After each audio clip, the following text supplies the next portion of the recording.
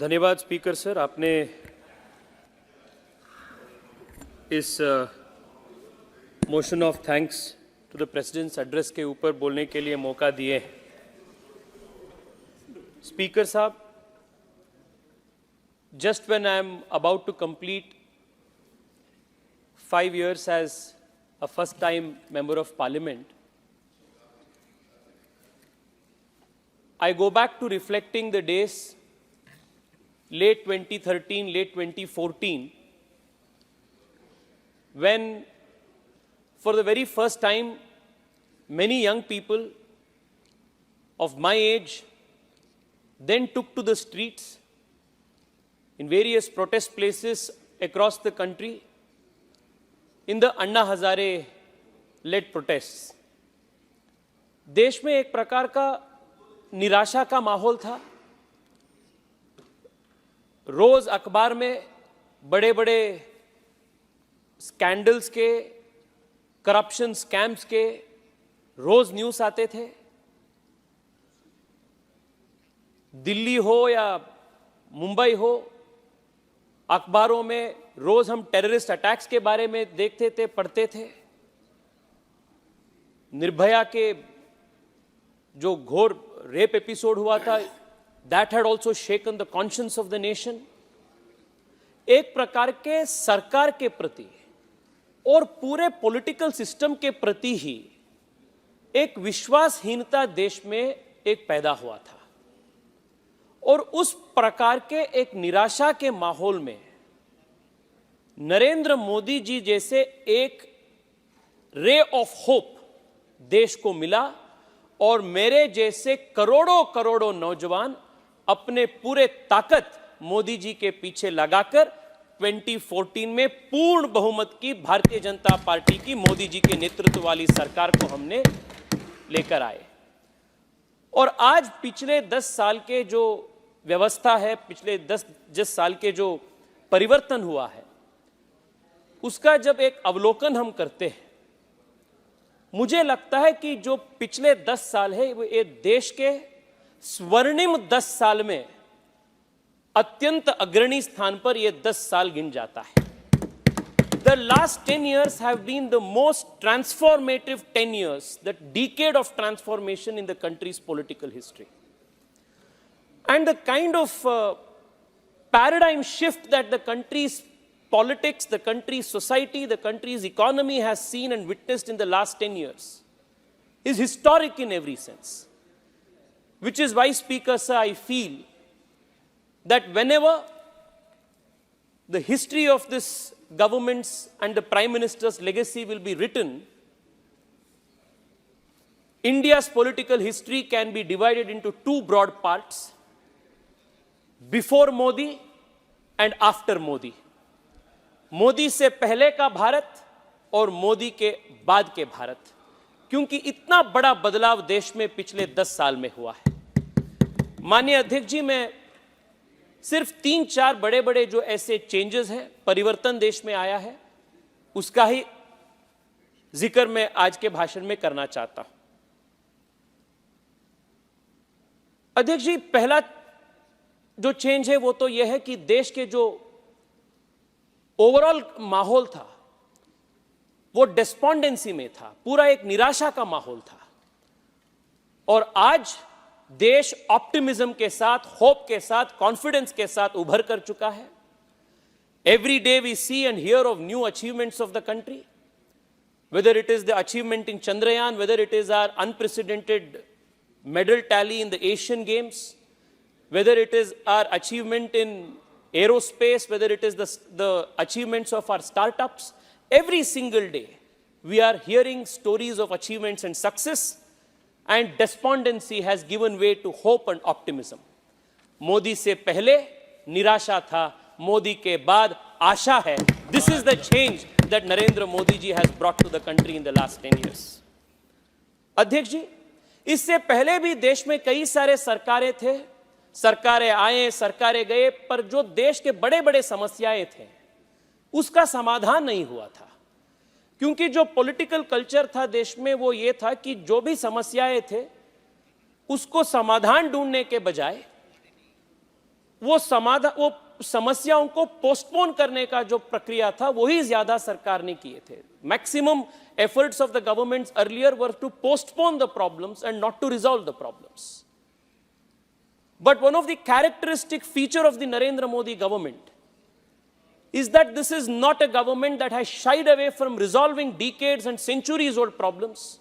This is a government that does not believe in postponing problems, but this is a government that believes in resolving problems. This is the defining character of the Narendra Modi government. Multiple examples. For almost 70 years, the country waited for a decisive action on Kashmir, on Article 370. But multiple governments that came took no action, and the country was literally bleeding by 1,000 cuts. पर जो 70 साल से नहीं हुआ था, उसको इसी सरकार ने इसी टर्म में आर्टिकल 370 को दुरुस्त कर 70 साल के समस्या को हमने समाधान दिया. लगभग 40 साल से अधिक समय से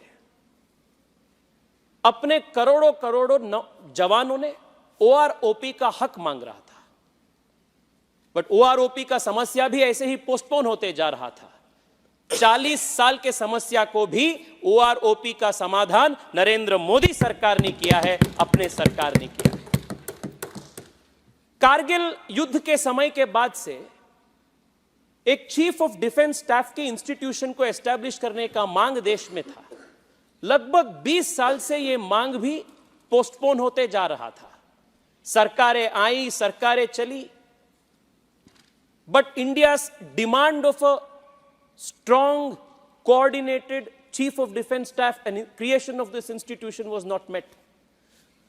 बट इसका भी समाधान नरेंद्र मोदी के सरकार में हुआ, और आज मल्टीपल थिएटर्स में, मल्टीपल फ्रंट्स में कोऑर्डिनेटेड एफर्ट्स के साथ, if India can answer the external efforts and attacks, it is because we created the institution of the chief of defence staff. कई सारे जो नॉर्थ ईस्ट के समस्याएं थे, वो नागा अकॉर्ड हो, बोडो के इश्यू हो, मिजोरम के इश्यू हो, मणिपुर के इश्यू हो, बांग्लादेश से जुड़े हुए लैंड एग्रीमेंट हो, ये सभी इश्यू 70 साल से पेंडिंग था. आज नॉर्थ ईस्ट में मैक्सिमम अपने प्रदेशों में आज शांति के व्यवस्था आज हो चुके हैं, तो इसका समाधान भी नरेंद्र मोदी के सरकार के समय में हुआ है. इतना ही नहीं अध्यक्ष, ये तो 50 साल, 70 साल, 40 साल का समस्या था. 500 साल से देश के समाज, देश के हिंदू समाज, भारतीय समाज अयोध्या के राम मंदिर इश्यू को सॉल्व करने के लिए, समस्या को समाधान करने के लिए वो प्रतीक्षा में थे. और ये कहते हुए गर्व है कि हम सब के वोट के वजह से जो नरेंद्र मोदी जी के सरकार सत्ता में आई, इस सरकार के प्रयासों से 500 साल के जो अपने प्रतीक्षा थे वो भी समाप्त हो गए और भव्य राम मंदिर अयोध्या में बन गए. So this is a problem solving government. So Modi ji आने से पहले समस्या थी और मोदी के बाद समाधान है. ये बिफोर मोदी और आफ्टर मोदी के फर्क है. अध्यक्ष जी, इस सरकार के सबसे बड़ा जो उपलब्धि है, one of the biggest achievements of this government is the fact that we have lifted 25 crore people out of poverty. और अध्यक्ष जी, ये जो अचीवमेंट है, इसका ह्यूमन पॉपुलेशन के कॉन्टेक्स्ट में हम देखें तो पता चलता है कि ना यूरोप में, ना चीन में, ना यूनाइटेड स्टेट्स में इतने बड़े आबादी को इतने कम समय में गरीबी से बाहर ले आने का काम विश्व के इतिहास में नहीं हुआ है. पहली बार जो हुआ है वो मोदी जी के नेतृत्व में भारत में हुआ है. और मेरे से पहले जो राजेंद्र अग्रवाल जी बात कर रहे थे, स्पीकर साहब बात कर रहे थे, आपने बहुत एक महत्वपूर्ण विषय को आपने उठाया, फाइनेंशियल इंक्लूजन के बारे में. अध्यक्ष ने अपने सरकार आने से पहले तक देश के मैक्सिमम परसेंटेज पॉपुलेशन के पास एक बैंक अकाउंट तक नहीं था। और जब देश के जनता के पास एक बैंक अकाउंट भी नहीं होता है तो वो गरीबी से बाहर कैसे आ सकता है, देश के फॉर्मल इकोनॉमी से कैसे वो जुड़ पाता है।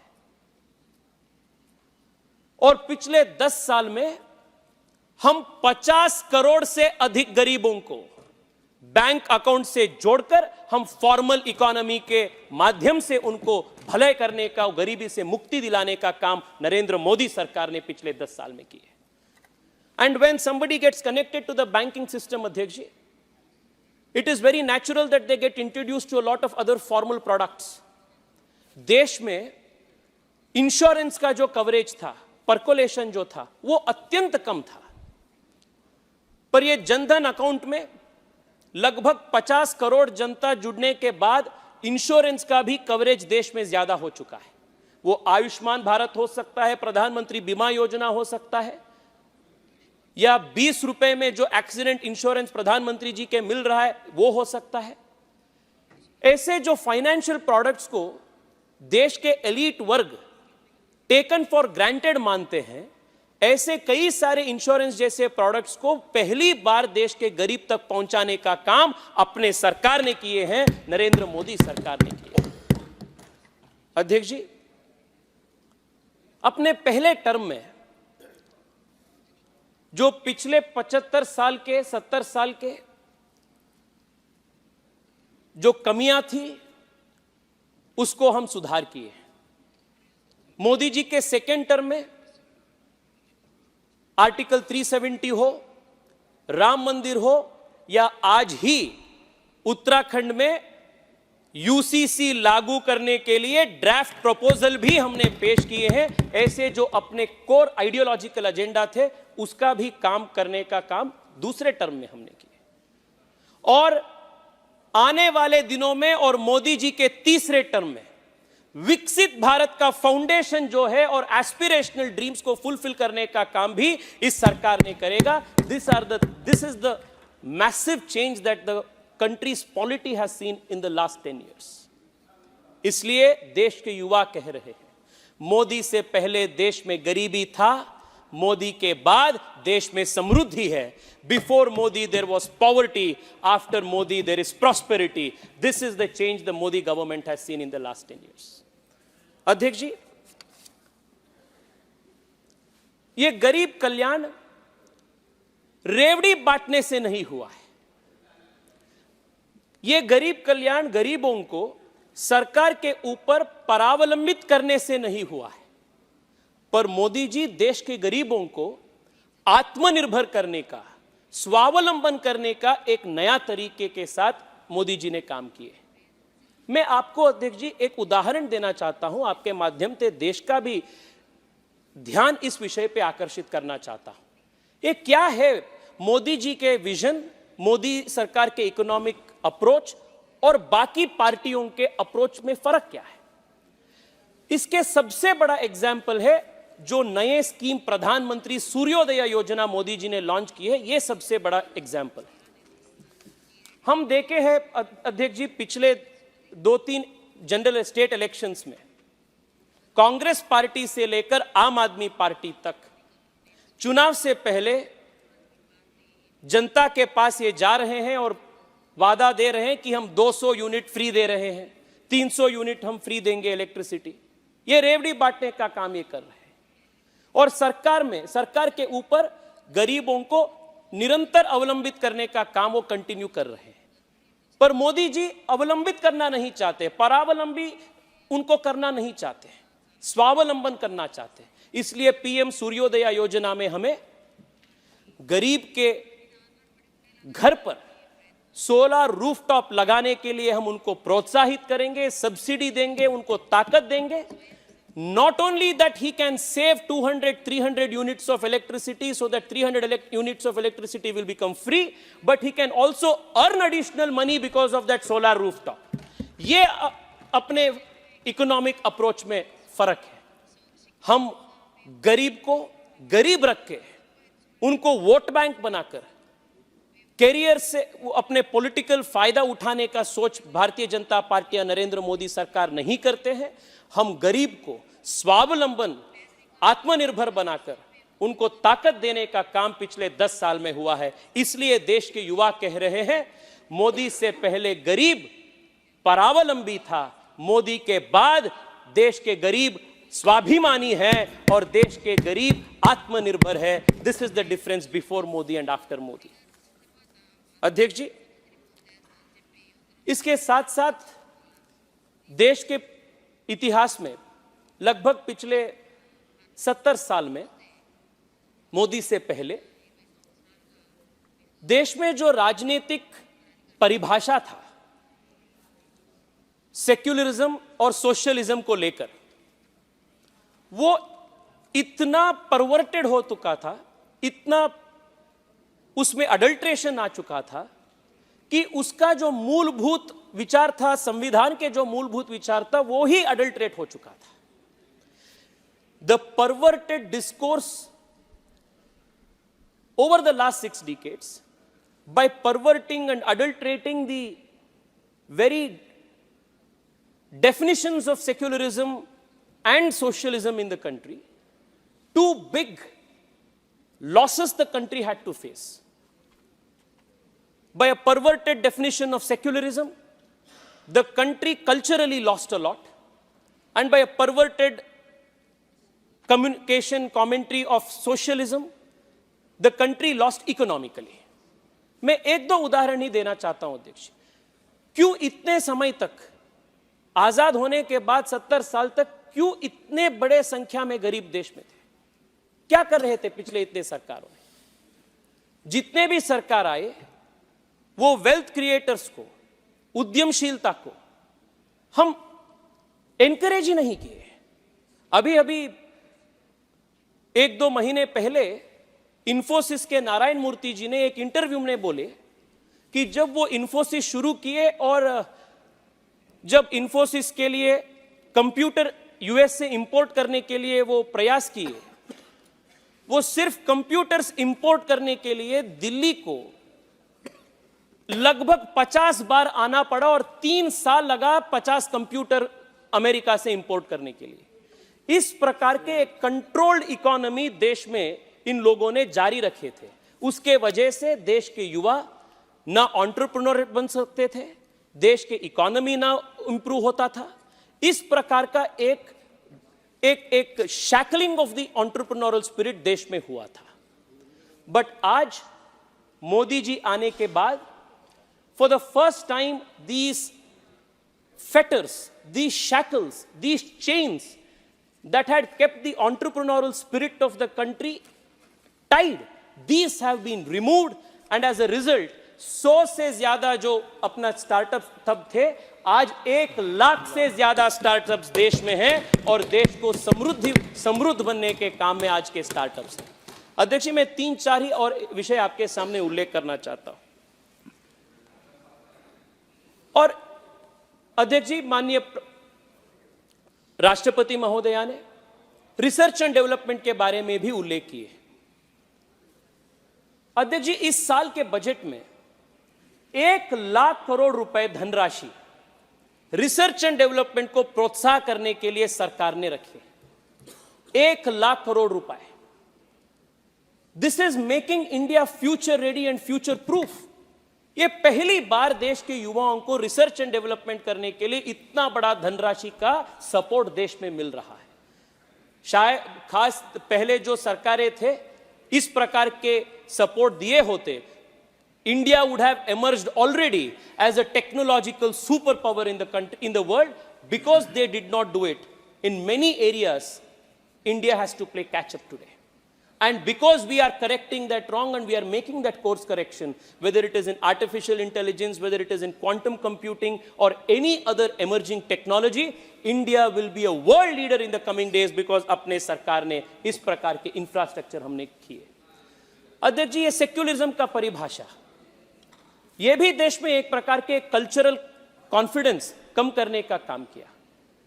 मैं दक्षिण भारत से आता हूं अध्यक्ष जी, और मैं आपको यह बताना चाहता हूं कि इस प्रकार का एक जो नैरेटिव देश में खड़ा किया गया है विशेष रूप में पिछले 2-3 साल से कि दक्षिण भारत अलग है, उत्तर भारत अलग है और दक्षिण भारत में हिंदी का इंपोजिशन हो रहा है। इस प्रकार का कई सारे भ्रम फैलाने का काम विपक्ष ने कर रहा है। मैं अध्यक्ष जी एक और बात पे भी आपका ध्यान आकर्षित करता हूं। कल कर्नाटका से जो एमपी थे, कांग्रेस पार्टी से एमपी, वो दक्षिण भारत के प्रत्येक राष्ट्र मांगने का काम भी कल उन्होंने किए। इससे बड़ा अगौरव इस सदन के प्रति क्या हो सकता है? I am astounded, Adhyaksh ji. I am ashamed. I am ashamed that a sitting member of parliament has not only violated his oath, but has also betrayed the true intention of the Congress party by demanding a separate nationhood for the southern states of India.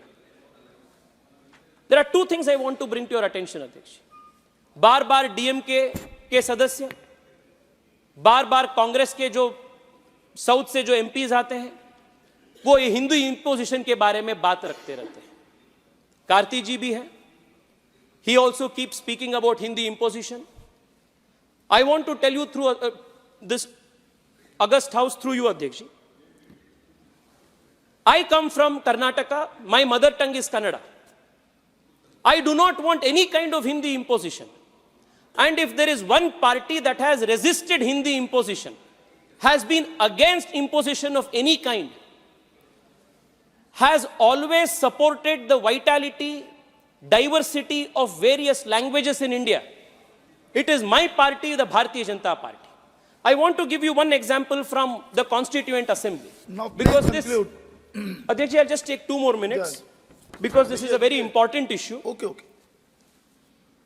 Even yesterday, there were members of the DMK, there were members of the Congress party who created this argument about Hindi imposition. When the debate was being held in the Constituent Assembly, Adhyaksh ji, on what should be the official languages of India, it was Shyama Prasad Mukherjee, who was the founder of the Bharatiya Janasangh, the earlier avatar of the Bharatiya Janata Party, who said this, and I quote, "Some of my friends spoke eloquently that a day might come when India shall have one language and one language only. Frankly speaking, I do not share that view. And when I say so, I am not ignoring the essential need for creating that national unity of India, which must be the foundation stone in our future reconstruction. That unity must be achieved by allowing those elements in the national life of our country which are today vital to function, and function in dignity, harmony, and in self-respect. Today, it stands to the glory of India that we have so many languages from the north to the south, from the west to the east, each one of which in its own way has made contributions which have made Indian life and civilization what it is today. If it is claimed by anyone that by passing an article in the Constitution of India, one language is going to be accepted by all by a process of coercion, I say, sir, that will not be possible to achieve. Unity in diversity is India's keynote and must be achieved by a process of understanding and consent, and for that a proper atmosphere has to be created." This was the position of the Janasangh and Shyama Prasad Mukherjee. This is still our position, Karti ji. I will tell you why. And I will tell you why it was your party, the Congress party, which was the original party of imposing Hindi on the southern language, in the southern states. Adhyaksh ji, पिछले 70 साल में, in the last 60 years, Adhyaksh ji, the Congress party got 4 opportunities to draft the country's national education policy. And every time, the Congress party's national education policy came with a 3-language formula. And what were these 3 language formulas? In all the non-Hindi speaking states, Hindi was made compulsory. Who made these policies? It was Jawaharlal Nehru, it was Indira Gandhi, it was Rajiv Gandhi, and it was not reviewed by Manmohan Singh. For the first time, through the national education policy of 2020, Narendra Modi government has changed this compulsory Hindi policy and made study of any regional language of India possible. We have for the first time introduced provisions to study higher education in mother tongue. Now, please We have conclude. made it compulsory to make primary education in mother tongue. Karti ji, these are the facts that are staring at you and your party. So please stop the bogey that the Bharatiya Janata Party is the party that imposes Hindi. Stare at the facts that are staring you. Acknowledge that it was your party that imposed Hindi on coercively on the non-Hindi speaking states of the country. Adhyaksh ji, I want to conclude only with one thing. पिछले 10 साल में एक cultural Renaissance में देश में हुआ है और एक कल्चरल रिनेसांस देश के युवाओं में विशेष रूप में एक नया आत्मविश्वास जागृत किया है और ये नए आत्मविश्वास देश के हर प्रकार के in all walks of life we are witnessing this new found self confidence especially the world is taking note of this. And today India is not only exporting defense equipments, India is only not exporting automobile components, India is not only exporting electronic equipments. Speaker sir, India is today also exporting good governance models to the world which the world is taking note of. For example, the world is taking note of how India managed COVID. The world is studying that model. The world is also looking at how India has set for itself and for its population a digital public infrastructure which is the best in the world. Many countries are drawing inspiration from this. Not just that, even legislative techno-legal solutions like the ones that we have devised in the data protection law are the ones that the world is taking inspiration from. Modi से पहले अध्यक्ष जी, प्रधानमंत्री जी बनने से पहले हम Gujarat model से देश इंस्पिरेशन लेते थे। आज जब प्रधानमंत्री के रूप में मोदी जी काम कर रहे, विश्व और अलग अलग प्रदेश इंडिया मॉडल से आज प्रेरित हो रहा है, भारत से प्रेरित हो रहा है। This is the change that has taken place. अध्यक्ष जी, I want to conclude with just one particular comment. कल जब निर्मला सीतारामन जी ने अपने बजट भाषण के कंक्लूजन में ये बोली कि 2024 में जुलाई में जब हम वापस आएंगे और विस्तार रूप में जो बजट हम पेश करेंगे, it was an indication of our confidence. But the opposition and its commentators inside and outside of the parliament kept commenting that this is arrogance. बट ये एरोगेंस नहीं है अध्यक्ष जी, ये कॉन्फिडेंस है। और ये कॉन्फिडेंस कहां से आता है? ये कॉन्फिडेंस यहां से आता है कि हम डिलीवर किए हैं, हम जो कहे हैं वो हम किए हैं। वी आर कॉन्फिडेंट अध्यक्ष जी बिकॉज हमने 50 करोड़ जनधन खाते खोले हैं। हम वापस आने में विश्वास इसलिए रखते हैं क्योंकि हम 11 करोड़ से ज्यादा टॉयलेट कंस्ट्रक्शन पिछले 10 साल में किए हैं। हम इसलिए कॉन्फिडेंट हैं क्योंकि देश में 30 करोड़ से ज्यादा मुद्रा योजना के अंतर्गत लोन हमने सैंक्शन किए। 43 करोड़ मुद्रा योजना लोन। हम इसलिए कॉन्फिडेंट हैं क्योंकि हम 30 लाख से ज्यादा धनराशि डीबीटी के माध्यम से देश में हम बचाए। हम इसलिए कॉन्फिडेंट हैं क्योंकि 10 करोड़ से ज्यादा गरीब महिला को हम पहली बार एलपीजी कनेक्शन दिए हैं। हम इसलिए कॉन्फिडेंट हैं क्योंकि देश में 4 करोड़ से अधिक गरीबों को पहली बार एक मकान दिलाने का काम हमने किए हैं। हम इसलिए कॉन्फिडेंट हैं क्योंकि देश के 50 लाख से अधिक रेल पटरी वाले जो छोटे 78 लाख से ज्यादा पीएम स्वनिधि लोन ऐसे छोटे दुकानदार को हमने दिए हैं। 15 करोड़ से ज्यादा जल जीवन मिशन के अंतर्गत देश के गरीबों के घर पे पहली बार नल से जल ले आने का काम भी हमने किए हैं। इसलिए हम कॉन्फिडेंट हैं अध्यक्ष जी। अध्यक्ष जी, देश के युवा आज कह रहे हैं कि देश बदल चुका है और देश बदल रहा है। मोदी से पहले और मोदी के बाद देश बहुत बदल हो चुका है। मोदी से पहले सत्ता थी, मोदी के बाद सेवा है। मोदी से पहले समस्या थी, मोदी के बाद समाधान है। मोदी से पहले मलिनता थी, मोदी के बाद स्वच्छता है। मोदी से पहले विवाद था, मोदी के बाद विश्वास है। मोदी से पहले तंबू था, मोदी के बाद भव्य मंदिर है। मोदी से पहले आतंक था, मोदी के बाद शांति है। मोदी से पहले गरीबी थी, मोदी के बाद समृद्धि है। मोदी से पहले बेरोजगारी थी, मोदी के बाद कौशल विकास है। मोदी से पहले अपराध था, मोदी के बाद सुरक्षा है। मोदी से पहले विभाजन था, मोदी के बाद एकता है। मोदी से पहले निराशा थी, मोदी के बाद आशा है। मोदी से पहले अव्यवस्था थी, मोदी के बाद व्यवस्था है। मोदी से पहले अन्याय था, मोदी के बाद न्याय है। मोदी से पहले तुष्टीकरण था, मोदी के बाद सबका साथ सबका विकास है। मोदी से पहले परिवारवाद था, मोदी के बाद लोकतंत्र है। मोदी से पहले भय था, मोदी के बाद धैर्य है। मोदी से पहले परावलंबन था, मोदी के बाद आत्मनिर्भरता है। ये भारत में जो पिछले 10 साल में परिवर्तन हुआ है, ये पिछले 10 साल का परिवर्तन है अध्यक्ष जी। With full confidence that the people of India and 140 crore Bharatiyas will bless the Prime Minister for a historic third term. I thank you for giving me this opportunity to speak and thank the Honorable President for this motion of thanks. Thank you. माननीय सदस्यगण, 6 बजने वाले हैं। सदन की इजाजत हो तो 2 घंटा समय इसका बढ़ा दिया जाए। ठीक है श्री जी असदुद्दीन ओवैसी जी।